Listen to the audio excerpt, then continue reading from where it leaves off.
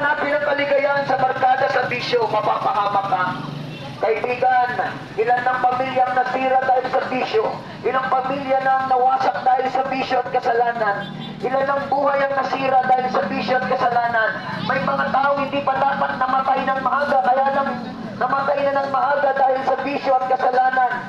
Kaibigan, totoo yan. Sinasabi lang natin na panahon, oras mo na kung oras mo na. Kapatid, may mga taong hindi pa talaga dapat mamatay, kaya lang namamatay dahil sa kanilang sariling kagagawan. Kapatid, in fact, gusto ng Diyos, mabuhay ka pa ng mahaba. Kaya lang mga kapatid, maikli na yung buhay, pinapaikli mo pa. Maiksi na ang buhay, pinapaikli pa natin. Sabi ng Biblia, sa kawikaan, sabi ng kawikaan 27:1, huwag mong ipagambog ang araw ng bukas sapagkat hindi mo alam kung anong magaganap. Kapatid, hindi mo pwedeng sabihin, bukas punta ko dito, punta ko doon. Hindi mo yan masasabi sapagkat hindi mo hawak ang iyong buhay. Kapatid, ang buhay natin walang pinipiling oras. Ang kamatayan walang pinipiling panahon. Ang kamatayan walang pinipiling araw, buwan. Mga kaibigan, maaaring dumating sa buhay natin sa panahon hindi natin inaakala. Kaibigan, dahil ang kamatayan ay parang magnanakaw, dumarating ito sa buhay natin na hindi natin alam. Nakakita ka na ba ng magnanakaw na magpapaalam, sasabihin kung kailan siya magnanakaw sa bahay mo, kung kailan siya papasok sa bahay mo? Definitely wala. Walang magnanakaw na magpapaalam kung kailan darating sa bahay mo. Kapatid, ganun din ang kamatayan. Hindi natin alam kung kailan darating ang kamatayan sa buhay natin. Mga kaibigan, kaya habang buhay pa tayo, malakas pa tayo, pagsisiyan natin ang ating mga kasalanan, mabuhay tayo ng ayon sa kalooban ng Diyos. Mga kaibigan, noong 2008, ako po'y dating nulong sa Bishop Barkada. Kaibigan, na pariwala ng tamang direksyon ng aking buhay. Hinanap ko ang kaligayahan sa Barkada at Bishop kasalanan, mga kaibigan, sa pag-aakalang doon ko mahanap ang kaligayahan. Mga kaibigan, nagkamali ako. Amen. Nasira ang ating buhay. Amen. At napariwara ako, mga kaibigan. Buti na lang, napakabuti ng Panginoon. Ang Diyos natin ay handang magpatawan. Ang Diyos natin ay punong-puno ng pag-ibig. Handa tayo patawarin ng Panginoon kung tayo magsisisi at lalapit sa Kanya. Pero kapatid, huwag mo namang abusuhin ng Diyos. Marami kasi, patatawarin naman ako ng Diyos. Mabait naman ng Diyos. Punong-puno naman ng pag-ibig ng Diyos. Kapatid, napupuno rin ng Diyos kapag sumobra ka na. Ang tawag doon, pataluin ka ng Diyos. Kaya minsan pinapalo ng Diyos ang tao, binibigyan niya ng mga problemang mabibigat para maalala mo ang Diyos. Kasi kapatid, masyado ka nang nanangay sa sarili mong karunungan. Masyado ka nang umaasa sa iyong kayamanan. Masyado ka nang umaasa sa lakas mo. Masyado ka nang nagtitiwala sa pera mo. Kaya minsan kapatid, hindi sapat ang pera. Kaya minsan may maraming tao mapera. May mga problema na hindi nalulutas ng pera. Kapatid, totoo yan, mahal ka ng Panginoon. Hawak ng Diyos ang buhay natin. Siya pa rin ang may hawak ng lahat ng bagay. At wala tayong magagawa kapag tayo pinalo ng Panginoon. Kapatid, ang Diyos na mamalo din dahil sabi nga niya, pinapalo niya yung kanyang mga anak. Tinutuwid niya yung kanyang mga anak. Kaya minsan ang Diyos, kapatid, baka yung problema na pinagdadaanan mo, baka pinapapig ka na ng Diyos sa mga pinagdadaanan mo. Baka kapatid, baka pinapalalanan ka na ng Panginoon, baka masyado ka nang malayo sa Diyos. Kapatid, wala ka nang ginawa, kundi hindi ka na nagsisimba. Amen. Simba ka man, isang beses sa taon, pag-birthday mo lang. Amen.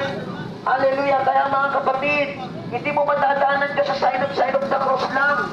Kapatid, huwag kang tamad. Pumunta ka sa simbahan, manalang ka, hanapin mo kalooban ng Panginoon. Amen. Sampain mo siya.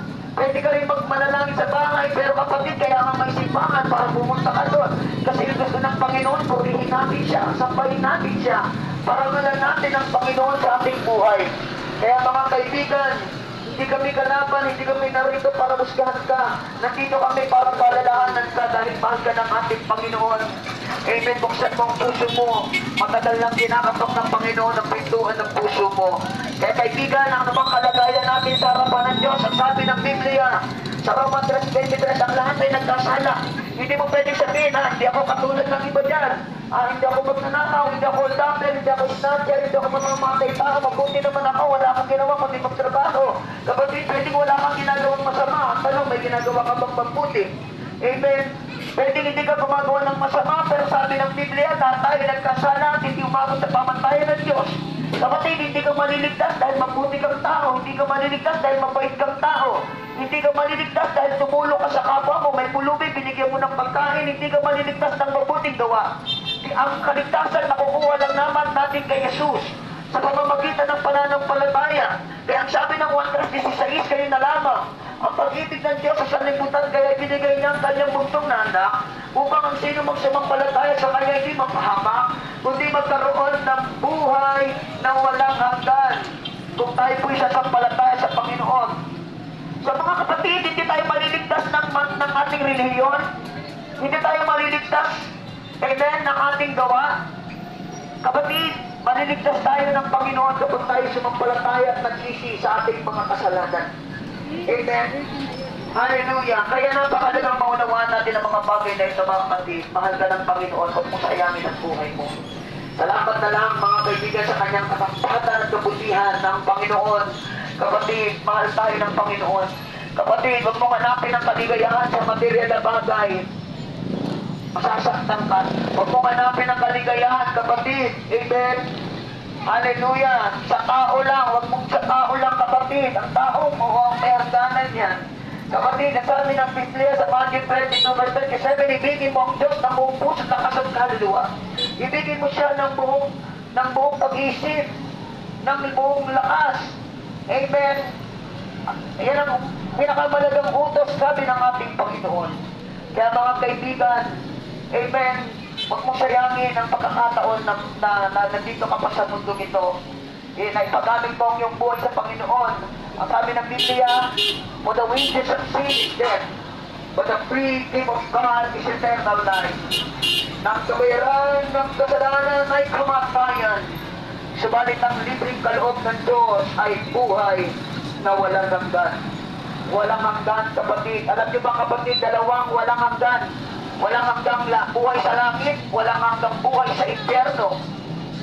Kapatid, totoong may langit, totoong may impyerno. Ang ilan, akala nila langit lang. Kapatid, pag bubasa ka ng Biblia, binabanggit ng Biblia na mayroong impyerno, hindi langit lang. Kaya kasi maraming tao, akala natin, pag namatay ka, diretso ka sa langit. Kapatid, may impyerno din binabanggit ng Biblia. Depende pa yun sa ginawa mo dito sa lupa. Depende kung paano ka nabuhay. Kung sumampalataya ko sa Panginoon. Kapatid, totoong may impyerno. Dito nga sa lupa, pag nainitan tayo, masakit na ulo natin, mainit ulo natin, lalo na sa impyerno, habang buhay, hindi ka pwedeng matulog, walang pahinga-pahinga. Kaibigan, sabi ng ilan, bakit? Nakarating ka na ba ng impyerno? Paano mo nasabi pa impyerno? Kapatid, maniwala ka, hindi dahil sinabi ko, kundi sinabi ng Biblia. Sinabi mismo ni Jesus. Ang sabi ni Jesus, kung ang kamay mo sa din ng pagkakasala, putulin mo. Kung ang kamay mo sa din ng pagkakasala, putulin mo. Kung ang mata mo sa din ng pagkakasala mo, tumutin mo. Bali nang pumasok ka sa langit ng bulag. Kaysa naman kumpleto ang iyong kamay, kumpleto ang iyong mata na mapunta sa impyerno. Kung ang iyong kamay, sabi doon, ang sa din ng pagkakasala mo, putulin mo. Bali nang pumasok ka sa langit ng putulang kamay, kaysa naman kumpleto ang iyong kamay ng mapunta sa dagat-dagat ng apoy. Kapatid, sa may impyerno talaga dahil sinabi ni Jesus. Amen? Kaya mga kaibigan, mahal ka ng Panginoon. Amen? Huwag mong sayangin ang iyong buhay. Tanggapin mo si Jesus sa buhay mo. Sumampalataya ka at mabuhay ka ng ayon sa kalooban ng Panginoon. Kapatid, minsan nakala natin, kilala ko ang Diyos. Kilala mo nga ang Diyos, pero yung buhay mo, taliwas naman. O, ibig sabihin, pag sinabi sa amin ng Biblia sa Matthew 7:21, hindi lahat ng tumatawag sa Kanya ng Panginoon papasok sa langit, kundi yaong lamang nabubuhay ng ayon sa kalooban ng aking Amang nasa langit. Kaya mga kaibigan, amen.